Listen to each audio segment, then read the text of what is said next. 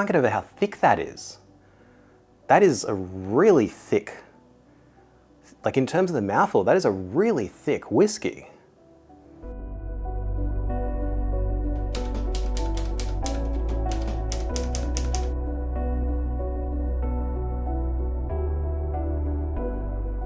Hey there, I'm Nath Martyn, the Whisky Scribe.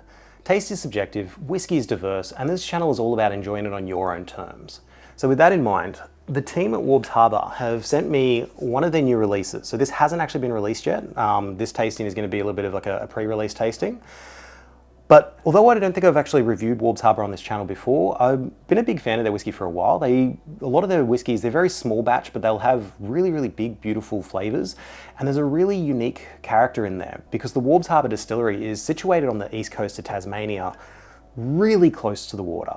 So their distillery is actually built in an old oyster hatchery. And the barrels are like almost in like they're in a room that's like in an outcrop over the edge of the coastline. So they actually have penguins nesting under there, and the barrels are very much influenced by the sea breeze that comes in off that Tasmanian Ocean. And that flavour, that salty maritime character actually comes across in the whiskies, and it contrasts nicely with a lot of the other flavours that are in there. So now this whiskey is their oldest whiskey to date. It's got a 6-year age statement on it, and it's made by combining 2 casks to produce like a bit of a lighter style that's meant to let that maritime brininess actually come through a little bit more.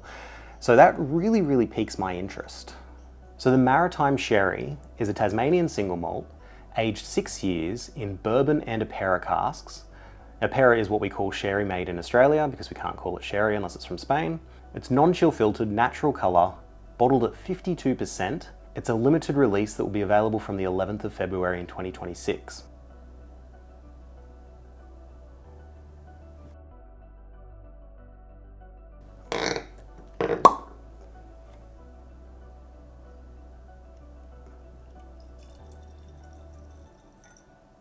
So 6-year age statement, it's got some really, really nice, probably call this more of like an amber brown sort of color. And I say this every time I have a nice whiskey, it's got wonderfully thick, oily legs. This is really coating the glass. So let's see if that's gonna come across there in the... So really, really thick, oily legs going on in there. Now on the nose,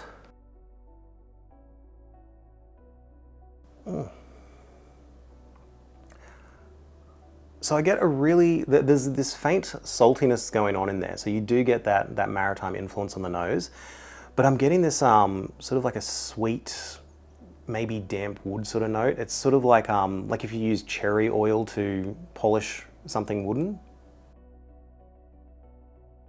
It's quite jammy. You've got sort of this cherry jam. It's quite earthy. And then that saltiness sort of helps to sort of cut through it. And for 52%, it's also not especially sharp just yet.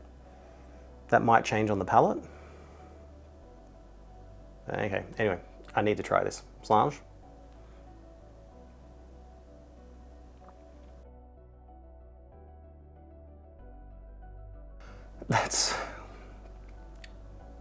That actually drinks like it's a little bit higher than 52%. Was it actually 52?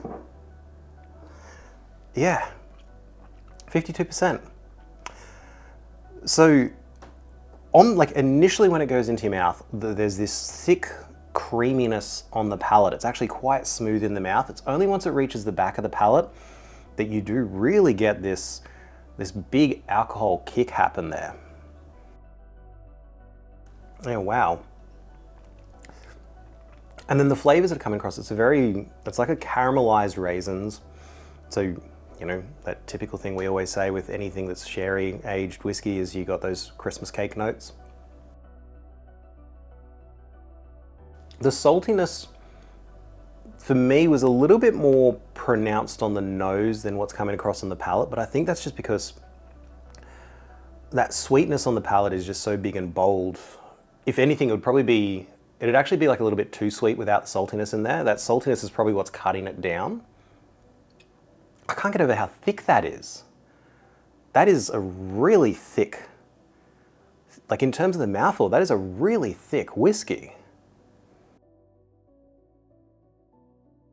Yeah, wow, that's remarkably thick. I didn't actually expect that.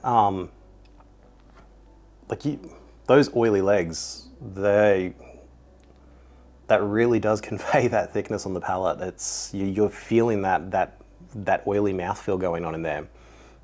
It's almost syrupy.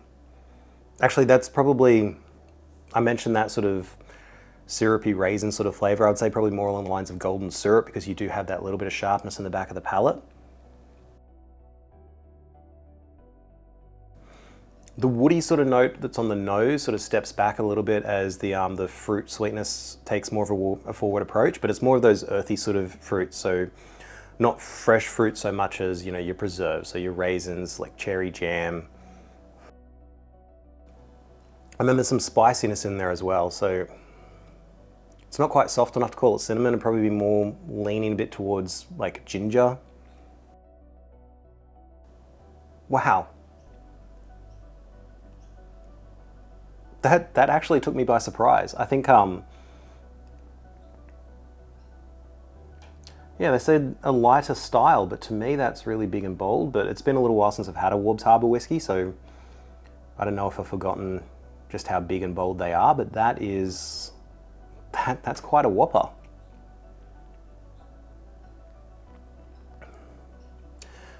But yeah, so that sherry note does come through. Now, being ex-bourbon and a pair of casks, this almost actually, like 6 years, that's really a testament to how much of an impact aging whiskey in Australia has. Because 6 years, if that was a Scottish whiskey, I would say this was all sherry cask. 6 years to have this much of that sweetness going on in there. But that's one sherry cask and one ex-bourbon cask. So that really does tell you just how much of an impact the Australian climate has, even in a place where, so their whiskies are aged in an area where it's basically cooled by the ocean breeze. So it's not as hot as some of the mainland areas of Tasmania, and Tasmania is amongst the cooler areas in Australia, and this still had enough of that Australian heat to put so much character in there in just 6 years' time. If you like these kinds of reviews, this is the sort of thing I do each week, so hit the subscribe button so you can catch the next one. But one of the things that I mentioned that I really like Waubs Harbour, and part of the reason for that is one of my favourite Scottish distilleries is Talisker, which is situated right on the sea. If anything, Waubs Harbour is probably a little bit closer. But it has a maritime influence, and it has sort of big, bold sort of base flavour going on in there. And one of the whiskies that I really like from the Talisker range is the port tree. So it's been aged in port casks.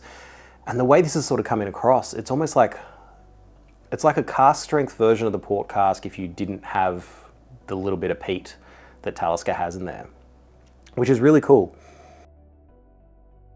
Yeah, I'd honestly see Waubs Harbour as the Australian take on Talisker, which is why I gravitate towards it.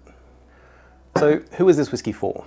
If you particularly like your maritime Scottish malts, this would probably be right up your alley, because it's got that salty sort of character going on in there, which nicely balances the apera, the sherry cask, that sweetness happening. It's a bit nice and high ABV, but it's not overly sharp. I mentioned there's a bit of sharpness in the palate, but it balances out over time. So now that this has been in the glass for a little while, it's nowhere near as sharp. It's coming across a little bit more like a burnt butter sort of note. Yeah, it's a lot smoother going down now. It's a really complex whiskey that you can really sit and ponder and break apart. But yeah, if you're somebody who prefers like your 40 to 45% ABV whiskies, this might be a little bit too much for you. But if you love lots of flavor and lots of character, this one is releasing on Wednesday, the 11th of February. It should be available on the Waubs Harbour website, so check it out. It is a limited release, it'll probably sell out. So thank you to the team from Waubs Harbour for sending me that one to review. Beautiful whiskey, more than happy to try that one. But always, enjoy what's in your glass and slange.